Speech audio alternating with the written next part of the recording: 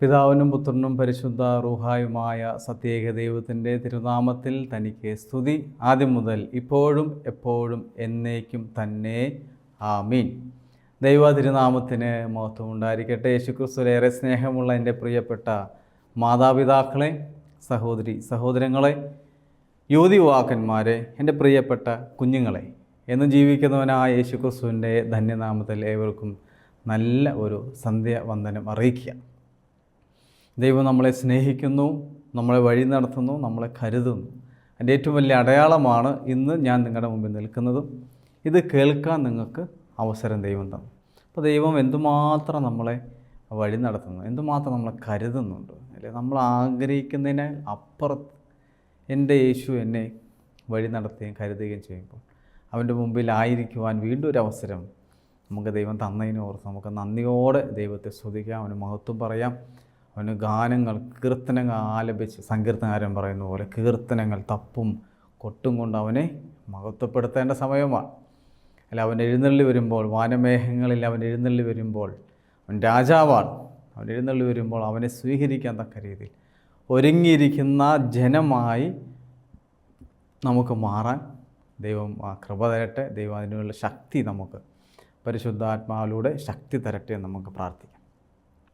പ്രിയമുള്ളവരെ, നമ്മൾ കുറച്ച് ഈ കഴിഞ്ഞ ദിവസങ്ങൾ ശ്രദ്ധിച്ച് ലൂക്കോസിന് സുവിശേഷം 8-ാം അധ്യായം 4 മുതൽ 8 വരെ വാക്യങ്ങൾ, അത് വിതയ്ക്കാൻ പോകുന്നതിൻ്റെ ഒരു ഉപമയെക്കുറിച്ചാണ്. കർത്താവ് ഉപമയിലൂടെ ദൈവം നമ്മോട് സംസാരിച്ച് തന്നെ അനുഗമിച്ച ആളുകളും ഇത് പറഞ്ഞു കൊടുത്ത് കർത്താവ് തിരിച്ചു വന്ന് അതിനുശേഷം അപ്പോസ്തലന്മാരോട് സംസാരിക്കുന്നതാണ് ലൂക്കോസിന് സുവിശേഷം 8-ാം അധ്യായം 9 മുതൽ 15 വരെയുള്ള വാക്യം. അതിൻ്റെ 2-ാം ഭാഗത്ത് കാണുന്നത് എന്താണ് വിത്തെന്നും അത് ഇന്ന 4 സ്ഥലങ്ങൾ നമുക്കറിയാം. വിത്ത് വിതയ്ക്കാൻ പോകുന്ന വിതക്കാരൻ 4 സ്ഥലങ്ങളിൽ വിത്ത് വീഴുന്നതായിട്ടാണ് നമ്മൾ ഈ കഴിഞ്ഞ ഇതിൽ നമ്മൾ കേട്ടത്. 4 സ്ഥലത്ത് വീണു. നമുക്ക് എവിടെയൊക്കെ നമുക്ക് നന്നായിട്ട് അറിയാം. 1 വഴിയരികിലാണ്, 2 പാറപ്പുറത്ത്, 3 മുള്ളുകൾക്കിടയിൽ, 4 നല്ല നിലത്ത്. ഇങ്ങനെ 4 സ്ഥലത്ത് വിത്തുകൾ വീഴുന്നു. അത് വളരാൻ അതിന് ബുദ്ധിമുട്ട്, അതിൻ്റെ പല സാഹചര്യങ്ങൾ, സന്ദർഭങ്ങളെല്ലാം നമുക്ക് പ്രതികൂലമാണ്. അനുകൂലമായ സാഹചര്യങ്ങൾ ഉണ്ടാകുമ്പോൾ അത് പിടിക്കുകയും അനുകൂലമല്ലാത്ത പ്രതികൂല സാഹചര്യങ്ങൾ ഉണ്ടാകുമ്പോൾ അത് നഷ്ടപ്പെട്ട് നശിച്ചു പോവുകയും ചെയ്യും. ഇതിനെക്കുറിച്ചാണ് നമ്മൾ കഴിഞ്ഞ ആഴ്ച നമ്മൾ ധ്യാനിച്ചതും നമ്മൾ ശ്രവിച്ചതും. എന്നാൽ ഇന്ന് നമ്മൾ ചിന്തിക്കാൻ പോകുന്നത് 9 മുതലെ വാക്യങ്ങൾ. ലൂക്കോസിൻ്റെ സുവിശേഷം 8-ാം അധ്യായം 9 മുതൽ 14 വരെയുള്ള വാക്യങ്ങളിൽ ഇവിടെ ആ ഉപമയെക്കുറിച്ച് അപ്പോസ്തലന്മാർ യേശുക്കുറിച്ച് ചോദിക്കുകയാണ്. നീ പറഞ്ഞ ഈ ഉപമ എന്താണ്? ഇതിനു മുമ്പ് നീ പറഞ്ഞ ഈ വിതക്കാരൻ വിതയ്ക്കാൻ പോയ വിത്തുകളുടെ ഉപമയെക്കുറിച്ച് നീ ഞങ്ങൾക്കൊന്ന് പറഞ്ഞു തരാമോ? യേശുക്രിസ്തു പറയാണ്, ദൈവരാജ്യത്തിൻ്റെ രഹസ്യങ്ങൾ അറിയാൻ വരം ലഭിച്ചിരിക്കുന്നത് നിങ്ങൾക്കാണ്. അപ്പോസ്തലന്മാരോട് യേശുക്രിസ്തു വളരെ വ്യക്തമായിട്ട് പറയുകയാണ്, ദൈവരാജ്യങ്ങളെക്കുറിച്ചുള്ള കാര്യങ്ങൾ അറിയാനുള്ള വരം ലഭിച്ചിരിക്കുന്നത് നിങ്ങൾക്കാണ്. ആർക്കാണ്? നമുക്കാണ്. അപ്പോസ്തലന്മാർ നമ്മളാണ്. അപ്പോസ്തോലിക സഭ നമ്മളാണ്. എന്ന് വെച്ചാൽ യേശുക്രിസ്തുവിനെ അറിഞ്ഞ് ജീവിക്കുന്ന, ക്രിസ്തുവിൻ്റെ അനുയായികളായ പുതിയ ഇസ്രായേലായ എനിക്കാണ് ഈ വരം ലഭിച്ചിരിക്കുന്നത്. എന്നിട്ട് മറ്റുള്ളവരാകട്ടെ ഞാൻ എന്തു ചെയ്യാണ്? ഉപമകളിലൂടെ ഞാൻ പറഞ്ഞു കൊടുക്കുകയാണ്.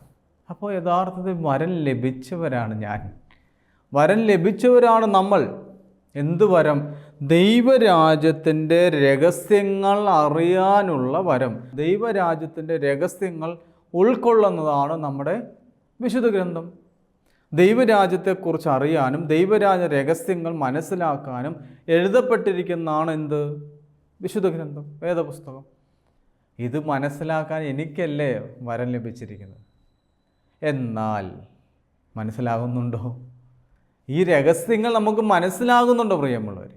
ഈ രഹസ്യങ്ങൾ വെളിപ്പെട്ട് കിട്ടിയിട്ട് അത് എനിക്ക് ഉൾക്കൊള്ളാൻ, അതനുസരിച്ച് എൻ്റെ ജീവിതം ക്രമീകരിക്കാൻ, അതനുസരിച്ച് എനിക്ക് മുന്നോട്ട് പോകാൻ ഈസ് ഇറ്റ് പോസിബിൾ? നമുക്ക് സാധിക്കുന്നുണ്ടോ? വരം കിട്ടിയിട്ടും നമുക്ക് സാധിക്കുന്നില്ലല്ലോ. സത്യത്തിൽ ഇതാണ് നമ്മുടെ പ്രശ്നം. എന്ത് വരം? ദൈവരാജ്യത്തിൻ്റെ രഹസ്യങ്ങൾ അറിയാനുള്ള വരം കിട്ടുക എന്നുള്ളത് വെറുതെയാണ് പറയുന്നത്. വരം എന്ന് പറഞ്ഞാൽ അത് ഒരു ഗിഫ്റ്റാണ് അല്ലേ? അങ്ങനെ ഒന്ന് വെറുതെ കിട്ടുന്നതാണ്.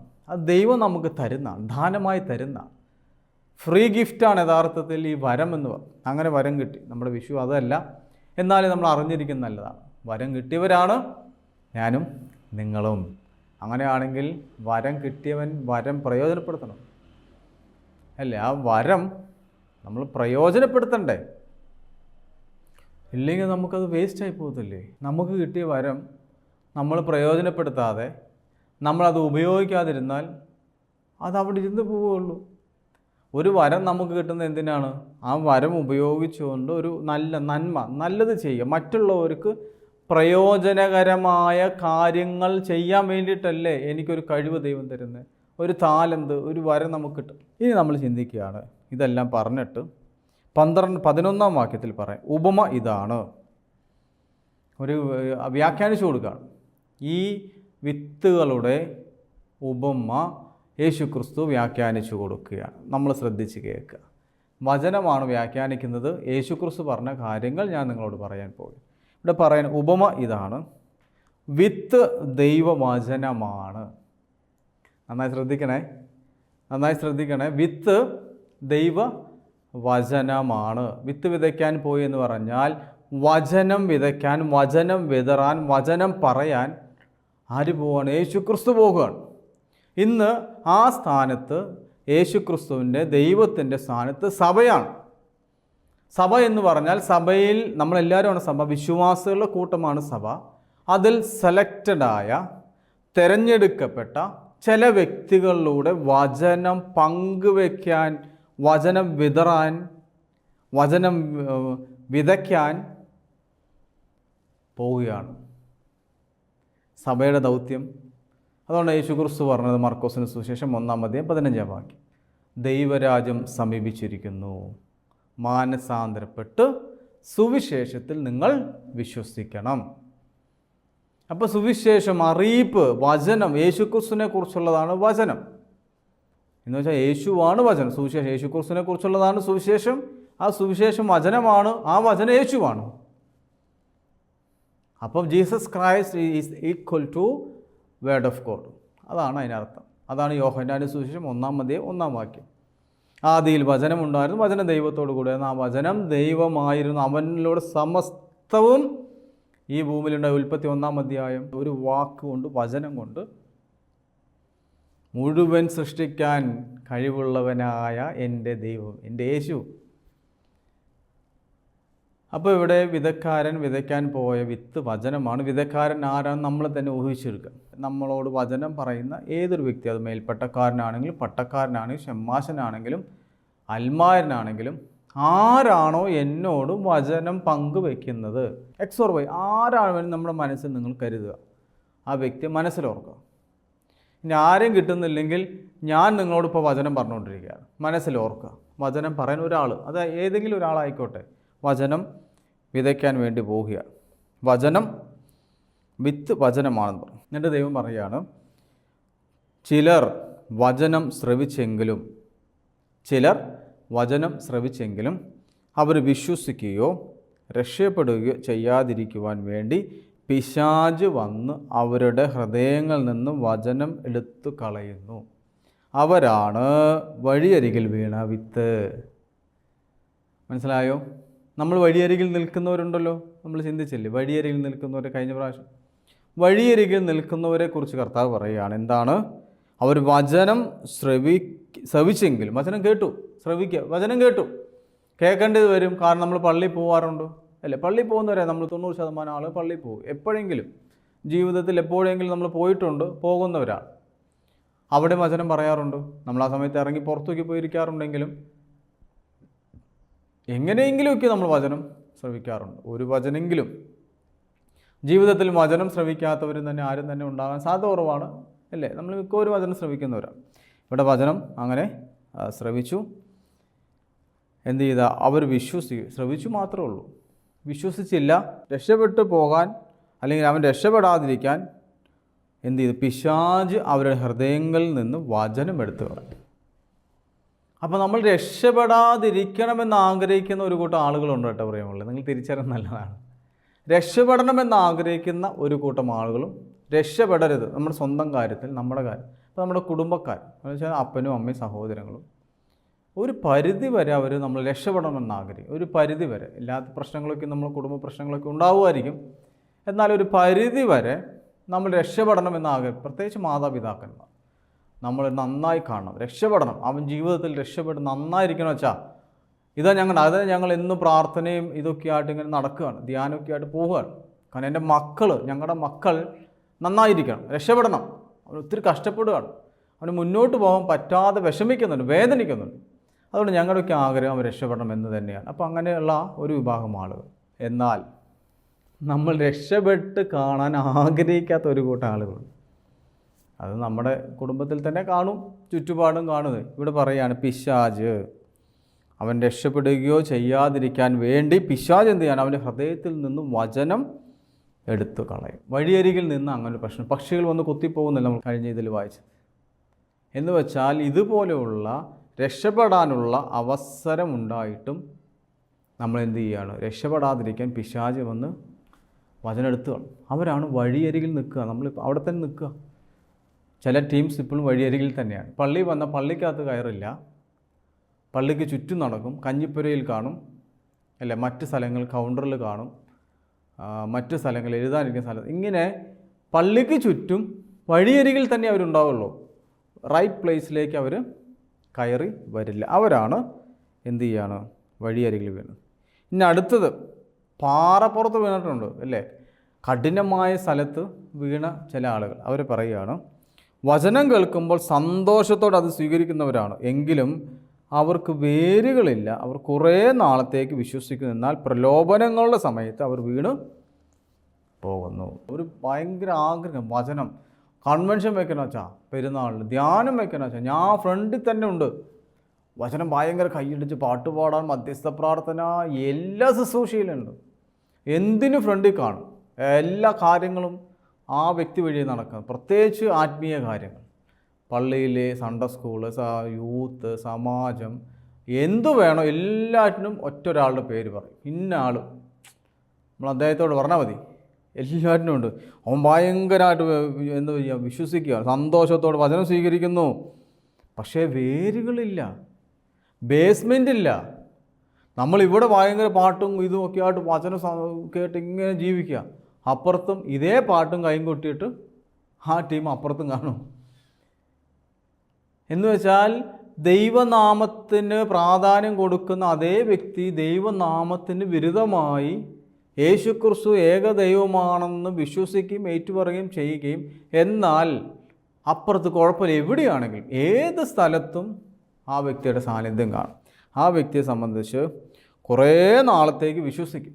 കുറച്ച് കഴിയുമ്പോൾ പ്രലോഭനങ്ങളുടെ സമയത്ത് പ്രലോഭനങ്ങളുണ്ടാകാൻ, ടെംപ്റ്റേഷൻസ് ഉണ്ടാവാറുണ്ട്. നമ്മൾ ഈ ഭൂമി ജീവിക്കുന്നവർ ടെംപ്റ്റേഷൻസ് ഉണ്ടാകുമ്പോൾ നമ്മൾ വീണു പോകുന്നു. ഞാനൊക്കെ ആ കാറ്റഗറിയിലാണ്. നമ്മൾ വലിയ വചനമൊക്കെ പറയും, പ്രലോഭനങ്ങൾ ഉണ്ടാകുമ്പോൾ പലപ്പോഴും നമ്മൾ വീണു പോകുന്നവരാണ്. മനസ്സിലാക്കിക്കൊള്ളുക, നമ്മുടെ എന്താണ്, വേരില്ല, ബേസ്മെൻറ്റ് അത്ര നല്ലതല്ല, വീക്കാണ്, നമ്മൾ വീക്കാണ്. നമ്മൾ ചിന്തിക്കും ഭയങ്കര ഇതാണ്, പാറപ്പുറത്ത് ചില മരങ്ങളും ചെടികളൊക്കെയും വളർന്നു വരാറുണ്ടല്ലോ, ഇടയിലൂടെ ഇറങ്ങിച്ചെന്ന് നിൽക്കുന്നില്ലേ, അതുപോലെ ഞാനും നിൽക്കുമെന്ന് നമുക്ക് ചിന്തിക്കാം, വിചാരിക്കാം. പക്ഷേ അടിവേരില്ലെങ്കിൽ പ്രിയമുള്ളവരെ മറിഞ്ഞു പോകും. പ്രലോഭനങ്ങളുണ്ടാകുമ്പോൾ, സാഹചര്യം നമുക്ക് അനുകൂലമാകുമ്പോൾ നമ്മൾ തീർന്നു, നമ്മൾ വീട് ഉറപ്പാണ്. ഇതാണ് ഈ പാറപ്പുറത്ത് വീണ ചില ആളുകളുടെ സ്വഭാവം. ഇനി മൂന്നാമത് പറയുകയാണ്, മുള്ളുകളുടെ ഇടയിൽ വീണത് വചനം കേൾക്കുന്നെങ്കിലും ജീവിത ക്ലേശങ്ങൾ, സമ്പത്ത്, സുഖഭോഗങ്ങൾ എന്നിവ വചനത്തെ ഞെരുക്കിക്കളയുന്നത് കൊണ്ട് ഫലം പുറപ്പെടുവിക്കാത്തവരാണ്. വചനം നമ്മൾ കേൾക്കും.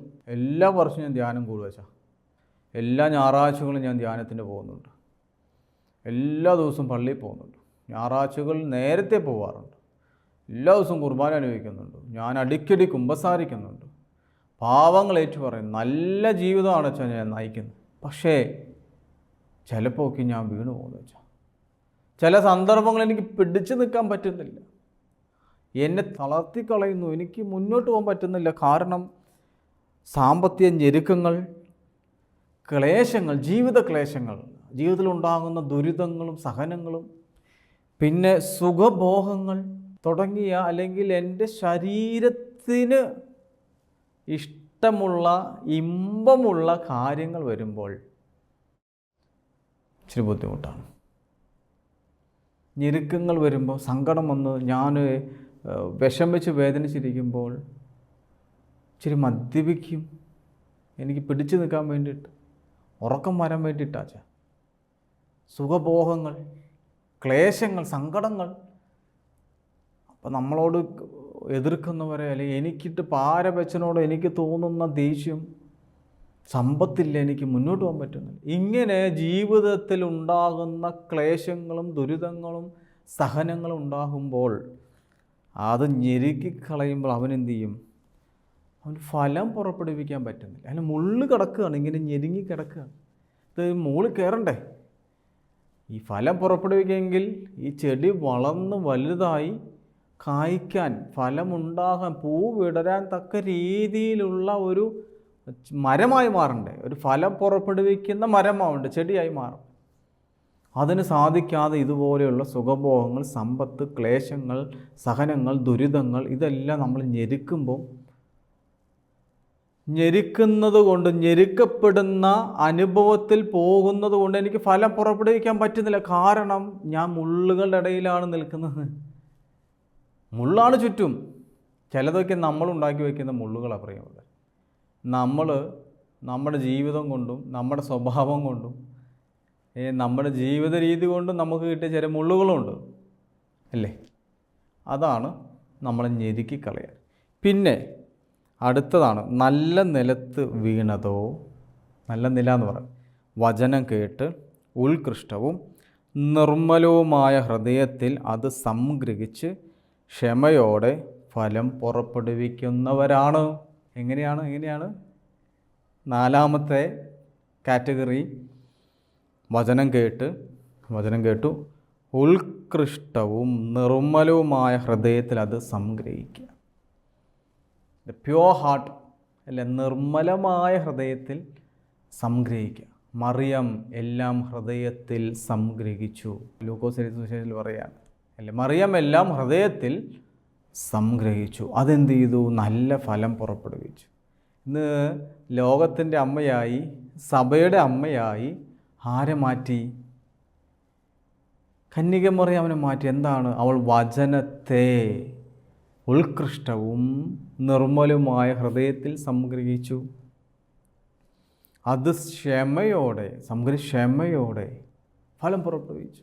തൻ്റെ മകനെ പിച്ച് ചീന്തി അടിച്ച് നിന്ദിക്കുമ്പോൾ, പരിഹസിക്കുമ്പോൾ, മൂൾക്കിരീടം വെച്ച് ഭാരമേറിയ കുരിശും പിടിച്ചുകൊണ്ട് കാൽവരി ക്രൂശിൽ തൂക്കിക്കൊല്ലുമ്പോൾ, കുരിശുമരണത്തിന് വിധേയപ്പെടുമ്പോൾ അത് ക്ഷമയോടെ സ്വീകരിച്ചവളാണ് പരിശുദ്ധ അമ്മ.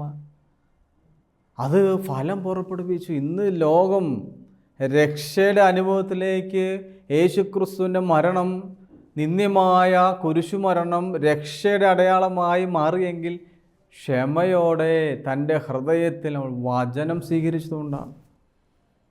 ഇനി നമ്മുടെ പ്രശ്നം, നമ്മുടെ എല്ലാവരുടെയും പ്രശ്നം, ഈ നല്ല നിലമാകാൻ കാത്തിരിക്കുക. നമ്മൾ അതിനു വേണ്ടി പരിശ്രമിക്കുക. എന്ത് ചെയ്യുക? ഫലം പുറപ്പെടുവിക്കാൻ നല്ല നിലം വേണം പ്രിയമുള്ളവരെ, അല്ലാതെ പറ്റില്ല. നല്ല നിലത്ത് മാത്രമേ ഫലം പുറപ്പെടുവിക്കാൻ നമുക്ക് പറ്റില്ല. എന്ന് വെച്ച് കഴിഞ്ഞാൽ അതിനെല്ലാം അനുകൂല ഘടകങ്ങളുണ്ടാകും. വെള്ളം വേണം, വെളിച്ചം വേണം, തണൽ വേണം, വളം വേണം, പരിപാലനം വേണം. എല്ലാം ഉണ്ടെങ്കിലേ നമുക്കതിനെ ഒരു നല്ല രീതിയിൽ, അല്ല, കൃഷി ചെയ്യുന്നവർക്കറിയാം, വേണ്ട സമയത്ത് എല്ലാം ചെയ്തു കൊടുത്താണ് അതിന് നല്ല ഫലം പുറപ്പെടുവിക്കാം നമുക്ക്, ഇല്ലേ? നല്ല ഗ്രോത്ത് അതിനുണ്ടാവും. ഈ നമ്മുടെ പ്രശ്നം എന്താണെന്നറിയോ? ഈ നല്ല നില ആവാൻ വേണ്ടി നമ്മളിങ്ങനെ ഇരിക്കുക. എന്നെങ്കിലും നല്ല നില ആവും. അപ്പോൾ നമുക്ക്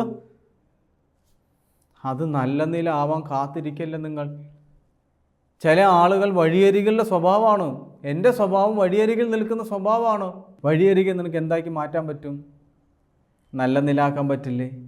നമ്മൾ പല യാത്ര ചെയ്യുമ്പോൾ, റോഡുകളിലൂടെ യാത്ര ചെയ്യുമ്പോൾ ഇരുവശങ്ങൾ എത്ര മനോഹരമാക്കിയിട്ട് അവർ വൃത്തിയായി സൂക്ഷിക്കുന്നു. അതും വഴിയരികയല്ലേ പ്രിയമുള്ളവരെ? അല്ല, വളരെ വൃത്തിക്ക് ചെടികൾ വെച്ച് മനോഹരമാക്കി, പൂന്തോട്ടമാക്കി വഴിയരികിലെ കാത്തു സൂക്ഷിക്കുന്നെങ്കിൽ എന്തുകൊണ്ട് ഞാൻ ഈ വഴിയരികിലുള്ള ഒരു കാറ്റഗറിയിൽപ്പെട്ട വ്യക്തിയാണ്? എൻ്റെ സ്വഭാവം അങ്ങനെയാണ്, എനിക്ക് അവിടെ എത്തിപ്പെടാൻ പറ്റുന്നില്ല. ഞാൻ വഴിയരികിലുള്ള സ്വഭാവത്തിന് ആളാണെങ്കിൽ എൻ്റെ വഴിയരികിനെ നല്ല നിലമാക്കാൻ നിനക്ക് സാധ്യമല്ലേ? നീ ചെയ്യുന്നുണ്ടോ? നീ നല്ല നിലത്ത് ആയിട്ട് ഫലം പുറപ്പെടുവിക്കാനിരിക്കുക. പക്ഷേ നീ നിൽക്കുന്ന സ്ഥലം എന്ത് ചെയ്യണം? നീ വഴിയരികിലാണ് നിൽക്കുന്നതെങ്കിൽ, നിനക്ക് ആ ഒരു കാറ്റഗറിയിൽ മുന്നോട്ട് പോകാൻ പറ്റുന്നെങ്കിൽ നിൻ്റെ വഴിയരികിനെ നല്ല നിലമാക്കി മാറ്റും. നീ അതല്ല ചെയ്യേണ്ടത്. 2, പാറപ്പുറമാണ്, കഠിനമായ ഹൃദയമാണ്, എനിക്ക് ആരെയും സ്നേഹിക്കാൻ പറ്റും, ഞാൻ വളർന്നു വന്ന് അങ്ങനെയാണ്. ആയിക്കോട്ടെ, കുഴപ്പമില്ല. പാറപ്പുറത്ത് വീണതിനെക്കുറിച്ച് പറയുന്നത് അവർക്ക് എന്താ പറയുക, വചനം സ്വീകരിക്കുമെങ്കിലും വേരുകളില്ല. കുറേ നാളും കഴിയുമ്പോൾ പ്രലോഭനങ്ങൾ വീണു പോകും. പ്രലോഭനം വീണു പോകുന്ന ഞാൻ വ്യക്തിയാണ്. പക്ഷേ ആ സ്ഥലത്തെ, ആ പാറപ്പുറത്തെ എനിക്ക് ഫലം പുറപ്പെടുവിക്കുന്നതാക്കി മാറ്റാൻ പറ്റില്ലേ? നീ നിൽക്കുന്ന സ്ഥലം, നിൻ്റെ സ്വഭാവം, നിൻ്റെ കാറ്റഗറി എല്ലാം എങ്ങനെയാണ് ആയിക്കോട്ടെ. ബട്ട് എനിക്ക് if I can do something, അല്ലേ, ആ സ്ഥലത്തെ നിനക്ക് എന്തുകൊണ്ട് ഒരു പൂന്തോട്ടമാക്കി മാറ്റിക്കൂടാ? ടെറസ് ഒരിക്കലും നമുക്ക് അവിടെ കൃഷി ചെയ്യാൻ യോഗ്യമല്ല. പക്ഷേ ഇന്ന് ടെറസിൽ കൃഷി ചെയ്യുന്നില്ലേ? ഫലം പുറപ്പെടുവിക്കുന്നില്ലേ? മാർഗങ്ങൾ കണ്ടെത്തിയില്ലേ? ടെറസാണെന്ന് ചിന്തിച്ച് നമ്മൾ വിട്ടില്ലല്ലോ. എത്രയോ സ്ഥലങ്ങളിൽ, ഈവൻ ഇന്ത്യക്ക് പുറത്തുള്ള എബ്രോഡിൽ എത്രയോ വീടുകളിൽ ടെറസ് കൃഷി ചെയ്യുന്നു, അല്ലേ? ഒരിക്കലും ചെയ്യാൻ പറ്റാത്ത സ്ഥലമാണ്. പക്ഷേ മാർഗങ്ങൾ കണ്ടെത്തി ഫലം പുറപ്പെടുവിക്കുക. പ്രിയമുള്ളവർ, നീ ഏത് സ്വഭാവക്കാരനായിക്കോട്ടെ, നീ എത്ര മോശപ്പെട്ടവനായിക്കോട്ടെ, യേശു ക്രിസ്തു നിന്നെ വിളിച്ചെങ്കിൽ, മഗ്ദലന മറിയത്തോട് ദൈവം കരുണ കാണിച്ചെങ്കിൽ, പൗലോസ് സൗലിനോട് ദൈവം കരുണ കാണിച്ചെങ്കിൽ, പത്രോസ് ശ്ലീഹായോട് ദൈവം കരുണ കാണിച്ചെങ്കിൽ, യൂദാസ് ശ്ലീഹായെ ചേർത്ത് പിടിച്ചെങ്കിൽ, എന്തുകൊണ്ട് എന്നോട് കാണിക്കില്ല? അതുകൊണ്ട് നീ പാറപ്പുറത്ത് സ്വഭാവമായിക്കോട്ടെ, പക്ഷേ ഫലം പുറപ്പെടുവിക്കുക. നമ്മുടെ ലക്ഷ്യം ഫലം പുറപ്പെടുവിക്കുക എന്നുള്ളത്. പിന്നെ മുള്ളുകൾ നമുക്കുണ്ടാകും, ക്ലേശങ്ങൾ, ദുരിതങ്ങളെല്ലാം ഉണ്ടാകും. നിങ്ങൾ പല സുഖഭോഗങ്ങൾ, സമ്പത്തിലും ക്ലേശങ്ങളൊക്കെ ആയിക്കോട്ടെ, ഓക്കെ, ഇറ്റ്സ് ഓക്കെ.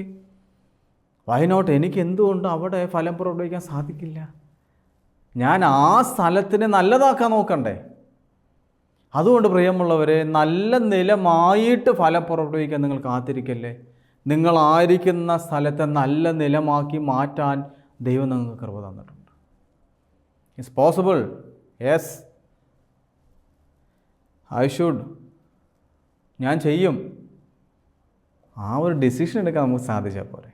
അതല്ലേ നമ്മൾ ശരിക്കും നമ്മുടെ ഈ ക്രിസ്ത്യൻ ലൈഫ് എന്ന് പറയുന്നത്. അതല്ലേ ദൈവം നമ്മളിൽ നിന്ന് പ്രതീക്ഷിക്കുന്ന പ്രിയം. അല്ലാതെ നമ്മൾ ആനക്കാരൊന്നും ചെയ്യണ്ട. നമ്മൾ ഈ നല്ല നിലാവാൻ വേണ്ടി ഞാൻ കാത്തിരിക്കുകയാണ്, എനിക്ക് അവസരം ഉണ്ടാകട്ടെ. നോ. എന്തിന്? നിൻ്റെ അവസരം നിൻ്റെ മുമ്പിലുണ്ട്. നിൻ്റെ അവസരം നിനക്ക് ദൈവം ഓൾറെഡി തന്നതാണ്. പല ഞെരുക്കങ്ങളും, സാമ്പത്തിക പ്രതിനിധി, ആരൊക്കെ പ്രിയമുള്ളവരില്ലാതെ ഈ വഴിയുടെ അല്ലാതെ ഒന്നും നമുക്ക് ചെല്ലാൻ പറ്റില്ല. ഈ വഴികളെ എൻ്റേതാക്കി അനുകൂലമുള്ളതാക്കി മാറ്റ്. ആളുകൾ നമ്മുടെ ചേർന്ന് നിൽക്കും, വിശ്വസിക്കും. അത് കുടുംബത്തിലാണെങ്കിലും, ഇടവകയിലാണെങ്കിലും, സഭയിലാണെങ്കിലും, സമൂഹത്തിലാണെങ്കിലും. ഞാൻ ആയിരിക്കുന്ന ആ ഒരു സ്ഥലത്തെ, ആ സർക്കംസ്റ്റൻസിനെ ഞാൻ ദൈവത്തിൻ്റേതാക്കി മാറ്റിയാൽ, ദൈവം വന്ന് വസിക്കുന്ന സ്ഥലമാക്കി, ദൈവത്തിന് ഇടപെടാൻ പറ്റുന്ന ഒരു രീതിയിലേക്ക് ഞാൻ മാറ്റിയാൽ, അതിനപ്പുറത്തൊന്നുമില്ല പ്രിയമുള്ളവർ. അതുകൊണ്ട് നിങ്ങൾ കാത്തിരിക്കരുത്. നല്ല നിലമാകാൻ വേണ്ടി നിങ്ങൾ കാത്തിരിക്കാതെ, നിങ്ങളായിരിക്കുന്ന, അത് വഴിയരികായിക്കോട്ടെ, പാറപ്പുറം ആയിക്കോട്ടെ, മുള്ളുകളുടെ ഇടയിലായിക്കോട്ടെ, എവിടെ ആയിക്കോട്ടെ, അതിനെല്ലാം ക്ലീൻ ചെയ്ത്, അല്ലേ, അകറ്റേണ്ടതായ എല്ലാ കാര്യങ്ങളും മാറ്റി, കഠിനമായ സ്ഥലമാണോ മൃദുലമാക്കുക, മണ്ണൊക്കെ ഇട്ട്, അല്ല, ബെഡ് പോലെയൊക്കെ ഉണ്ടാക്കി, ചെടി വളരാൻ, ഫലം പുറപ്പെടുവിക്കാൻ തക്ക രീതിയിൽ നമ്മൾ ചെയ്യുക. അപ്പം കർത്താവ് നമ്മുടെ കൂടെയുണ്ട്. ദൈവം നിങ്ങളെ അനുഗ്രഹിക്കട്ടെ. അതിന് ദൈവത്തിൻ്റെ പരിശുദ്ധാത്മാവ് നിങ്ങൾക്ക് കൃപ തരട്ടെ. നമുക്കൊരു നിമിഷം പ്രാർത്ഥിക്കാം. കാരുണ്യവാനായ കർത്താവേ, ഞങ്ങളായിരിക്കുന്ന സ്ഥലം അത് വഴിയരികാണ്, ചിലപ്പം പാറപ്പുറമാണ്, ചിലപ്പോൾ മുള്ളുകളുടെ ഇടയിലാണ്. പക്ഷേ ഈ സ്ഥലത്തെല്ലാം ഞങ്ങൾ വെട്ടി ഒതുക്കി ഏറ്റവും ശ്രേഷ്ഠമായ നല്ല രീതിയിൽ കർത്താവിൻ്റേതാക്കി മാറ്റുവാൻ നല്ല നിലമാക്കി മാറ്റുവാൻ ദൈവമായ കർത്താവെ എന്നെ ശക്തിപ്പെടുത്തണമേ. വീണുപോയ അവസരങ്ങൾ, സുഖലോലുപത, മദ്യാസക്തി, മറ്റു പല ദ്രവ്യാസക്തി തുടങ്ങിയ എല്ലാ തിന്മകളും സുഖബോഹങ്ങളിലും സമ്പത്തിലെല്ലാം വീണുപോയിട്ടുള്ള വ്യക്തിയാണ്. അതെല്ലാം കർത്താവെ എന്ന് എടുത്തു മാറ്റി ദൈവത്തിൻ്റേതാക്കി ദൈവ പൈതലായി ദൈവത്തിൻ്റെ പ്രിയപ്പെട്ടവനും പ്രിയപ്പെട്ടവളുമായി മാറ്റുവാൻ എനിക്ക് ശക്തി തരാമെന്ന് നമുക്ക് പ്രാർത്ഥിക്കാം. പരിശുദ്ധ അമ്മയുടെ പ്രത്യേകമായ മാധ്യസ്ഥം നേടി സകല വിശുദ്ധന്മാരുടെ, ശുദ്ധിമതികളുടെ, മാലാഖമാരുടെ, കാവൽ മാലാഖ എല്ലാവരുടെയും മാധ്യസ്ഥം നേടി നമുക്ക് പ്രാർത്ഥിക്കാം. ദൈവത്തിൻ്റെ പരിശുദ്ധാത്മാവ് നമുക്ക് ശക്തി തരട്ടെ.